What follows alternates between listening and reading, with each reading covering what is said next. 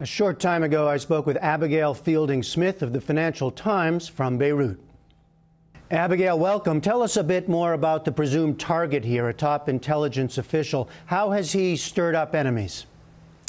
Well, he was one of the most senior intelligence officials in Lebanon, and he was associated with a couple of particular things which really targeted Syria's and Syria allies in Lebanon. One was the investigation into the murder of former Prime Minister Rafik Hariri in 2005. And most recently, he was seen as being involved in the arrest of Michel Samaha, who was one of Syrian President Bashar al-Assad's top allies in Lebanon, which was seen as a very bold move for the intelligence services in Lebanon. No one's taken responsibility for the bombing yet, I gather. So what is the thinking there? What's being talked about? Who's being looked at?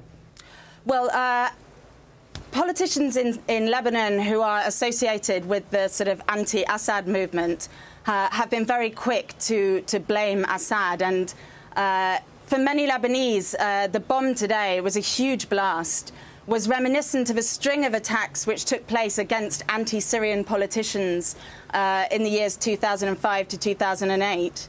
So there's a lot of people targeting the Syrians for this, although Syria has condemned the attack and described it as an act of terrorism. But there are protests in areas of Lebanon sort of associated with opposition to the Syrian regime today. So the mood on the street, at least in those areas, is very angry. Well, you know, as you say, there is a lot of history there between Syria and Lebanon. But how is this, what's going on in Syria now, how is it spilling over? How is it playing out in Lebanon? What forces has that unleashed there? Well, I think there's been two types of things. First of all, there's the sort of literal spillover. There's been a lot of clashes on the Syrian-Lebanese border, where a lot of Syrian rebels are believed to be seeking refuge. And also there's been a lot of refugees pouring into Lebanon, which is quite a small country. They've had about 70,000 refugees, so that's also increased tensions.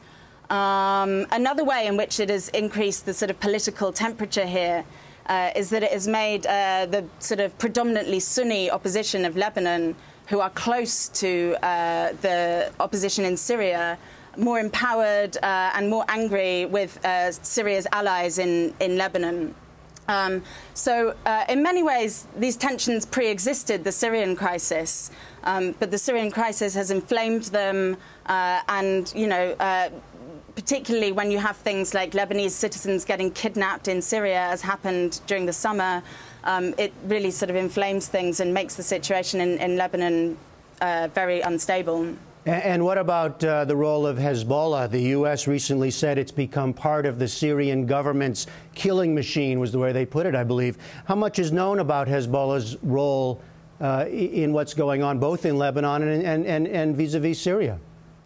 Well, you know, Hezbollah themselves deny sending fighters to Syria, but there have been these reports of funerals of Hezbollah members who are widely reported to have died in Syria. Not very much is actually sort of known about it in terms of facts. What we do know is that Hezbollah is closely allied with the Syrian regime. They see a sort of alliance of interests together. And that has actually cost Hezbollah politically in Lebanon, being so publicly associated with the Syrian regime. Well, let me just ask you finally, Abigail, personally there, what's the tension level at this point? How close does it feel to a return to the kind of sectarian violence of the past? Well, I mean, I don't know about sectarian violence, but certainly the people I saw today sort of around the site of this massive bomb blast look, you know, extremely disappointed that their country had gone back to a pattern of behaviour that everyone hoped that had been left behind. Beirut itself, the central Beirut, the streets that I've just driven in to get to the studio, are quiet, much quieter than usual, but I haven't seen any actual sort of burning tyres or anything on the streets.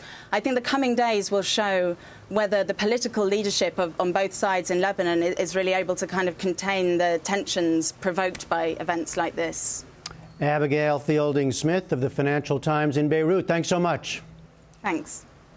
Immediate reports of the explosion were captured on Twitter today. On our website, you'll find a timeline of these tweets from journalists who were at the scene.